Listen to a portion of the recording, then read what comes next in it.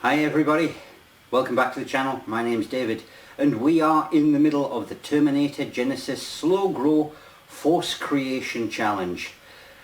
Henceforth known as the Terminator Challenge because that was far too much of a mouthful.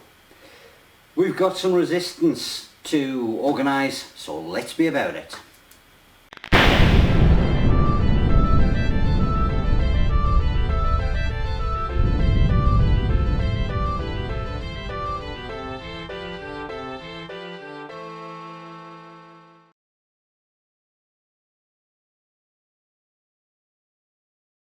So, the Terminator Challenge, resistance this time, and the challenge itself calls for 14 troops to be assembled and painted from whatever you happen to have around. I checked what I happen to have around, and this is what I found.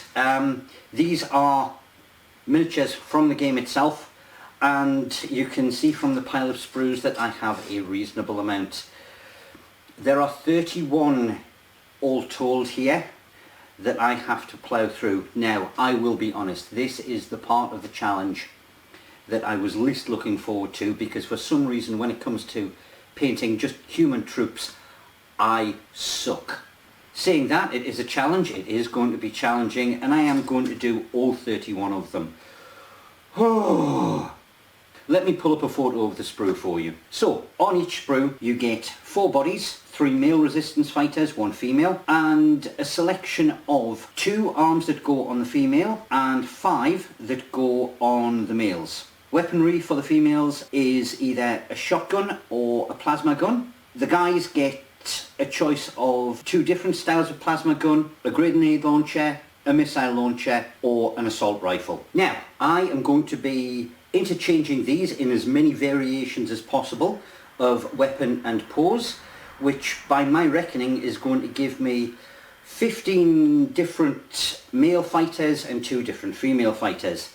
Then I will start doing some different poses with conversions and things like that. One of the guys, Stefano, has done a very good tutorial, I'll leave a link down in the description, on how to do some very simple conversions and just pose differences using these sprues. So I will use his guide extensively for all of the changes that I do.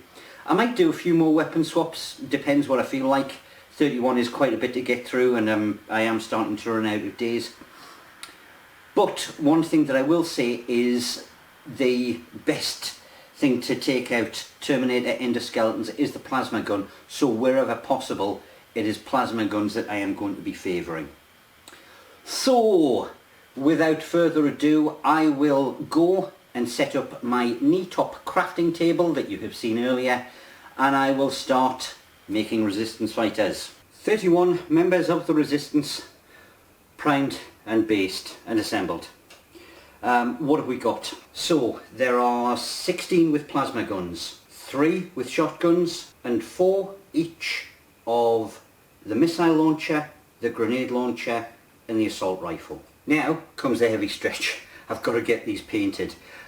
I chose a grey undercoat because the clothing is going to be camo, and it's urban camo, so I'm going to be using grey as the base. So we're off to a head start there.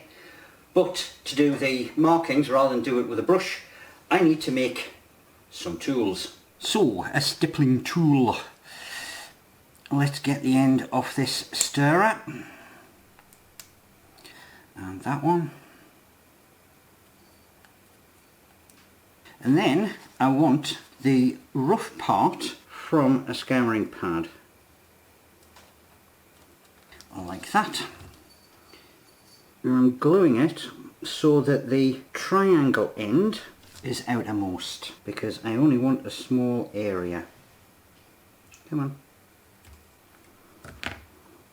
There we go. 2 stippling tools. Right, time to apply paint to our first miniature. And just like I did last time, I'm not going to show you me painting the whole army. I am just going to show you how I do one, and then I'll take photos in between each stage just to keep me honest. So what do I have? This is a paper towel. It's already been wetted, and I want some black paint on there. Grab the stippling tool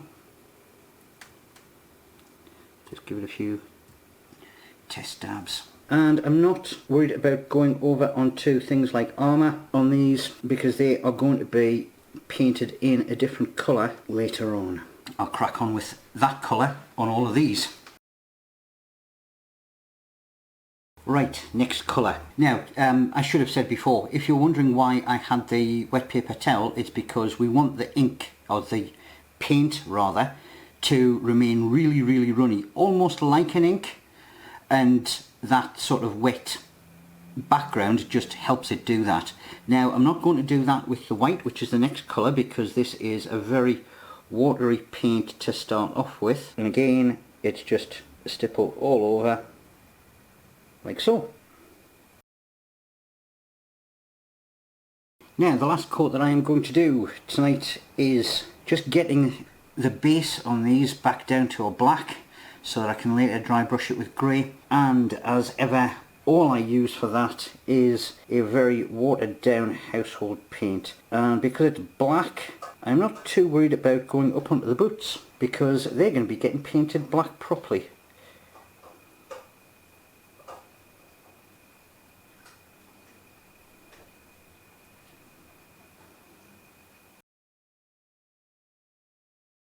Okay, last of the easy stuff before we get on to the laborious part. I'm going to get a highlight of light grey on those bases, and again just using household paint. Now, one thing that I have noticed a few people do is they'll pick our brush for our job and then stick with that no matter what. But when you've got a large amount of things to get through, sometimes what you really need to do is use different size brushes to get through it as quickly as possible. So I'm going around the edge here with a very large brush. That's better. See how quick I get around that? And then I'll use the same one on the easy to get to bits, avoiding the miniature obviously. And then for the harder to reach places, we'll go for a smaller brush. So for example on these miniatures, the likes of right between the legs, just pick out that part on there. And places where I didn't go too close to the miniature when using the large brush in case I caught anything from it. Alright, that one is based. I'll crack on with the others.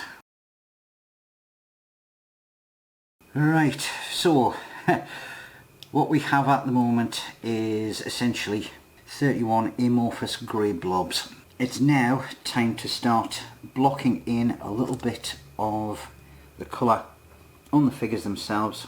I'm going to start off at the bottom with the boots. So I've swapped to a smaller brush, and hopefully from this point on the figures themselves are going to start actually taking shape, and I can see some progress because it feels like I've been going for hours with pretty much nothing to show for it. And I'll also do the weapons at this point as well. I'm not going to take too much care around the hands and flesh part because I'm going to be painting over them, obviously with the flesh colour later. But this is going to be the part that starts taking the time because prior to this it was an awful lot of rough work, and now because we have parts like the uniform which we don't want to go over, this is going to take far longer. Another day, another colour, another coat of paint. It's got to be said that I am starting to regret going over the amount for the challenge because this is a very intensive workload that I've taken on here. It's what, almost twice what's needed for the challenge? At least it gets it off the pile of opportunity, but it is very hard going. Okay, we're going for a dark metal here, and it's just a quick dry brush over the weapons just to give them their metallic look. I think with these missile launchers I may actually go over them in a green. I'll see what it looks like once the miniature is finished. But that is you. See how the plasma guns turn out. Yeah, that's not looking too bad at all. this is going to be the big part of the painting because there's an awful lot of area to cover and there is an awful lot of detail. I'm going to be doing the armour plates, and obviously I don't want to be going too quickly because we don't want it running onto the likes of the camo clothes or the weaponry.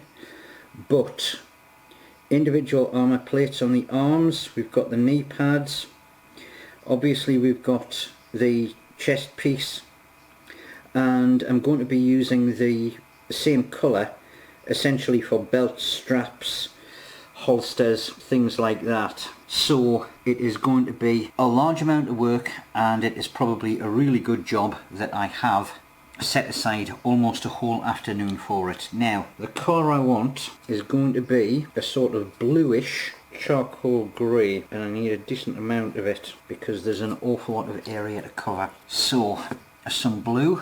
I am going to use some of the household paint mixed into it. Give that a bit of a mix.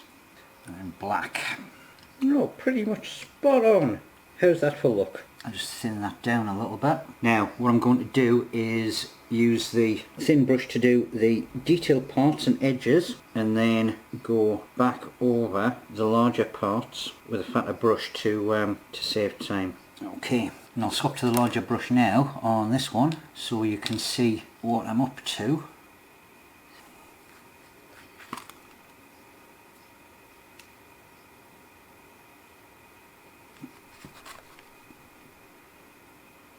And that is suddenly looking far more defined. Alright, I shall get on with the rest of these. This is possibly the last colour for this session because it has been a long day of painting. But we are finally going to get them looking like people. Let's get some flesh colour on here.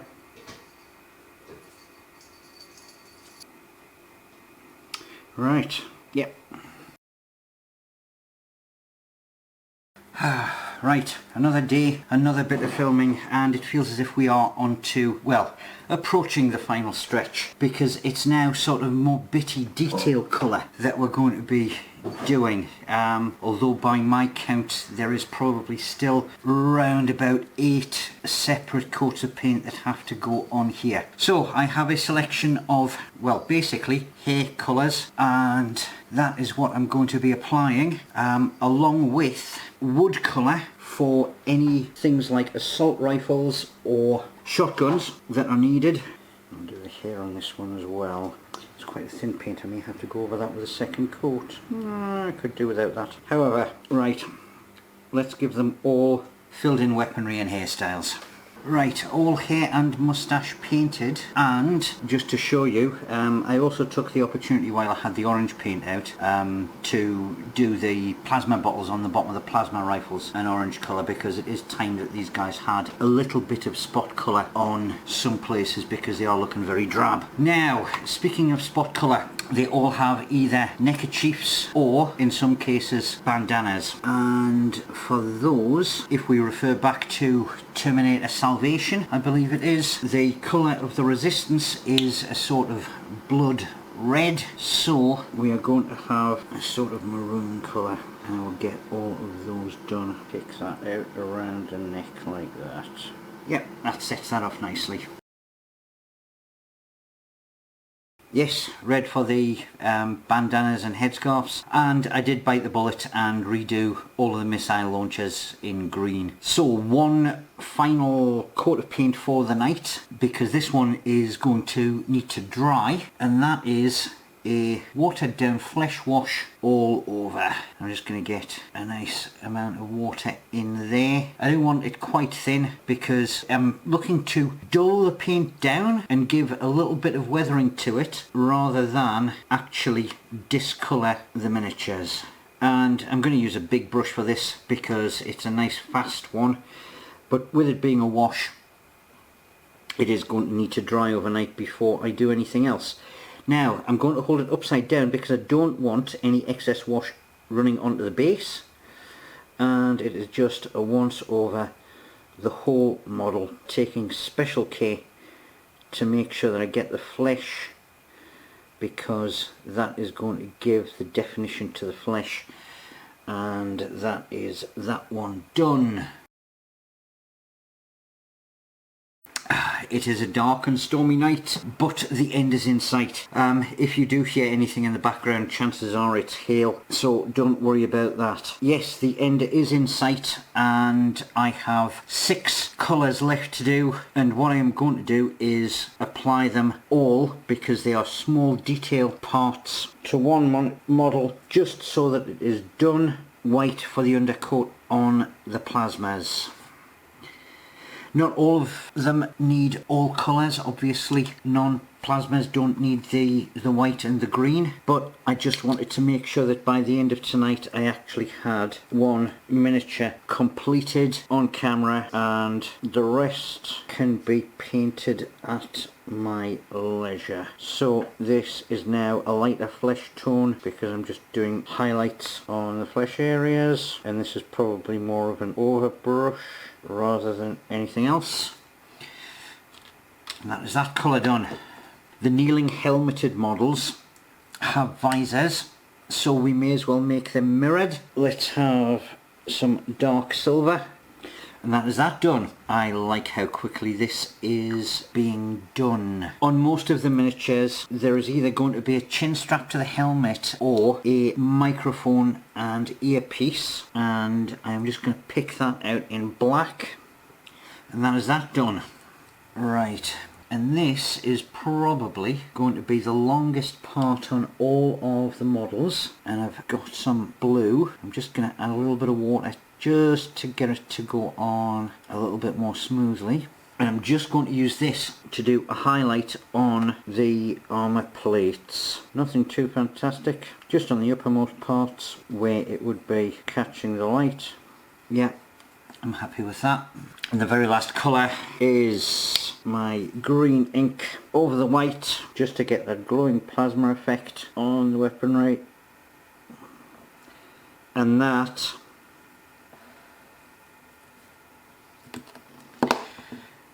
is one completed resistance fighter. I am going to load the rest of these onto my painting tray and go through them doing the batch colours, but I will sign off filming for now. And the force is complete. Challenge done. Well, at least for this part, because it is not the end. There are 2 more stages. We've got vehicles to do, we've got leaders to do in the upcoming months, and maybe a few more reinforcements if I can find them in the pile of opportunity.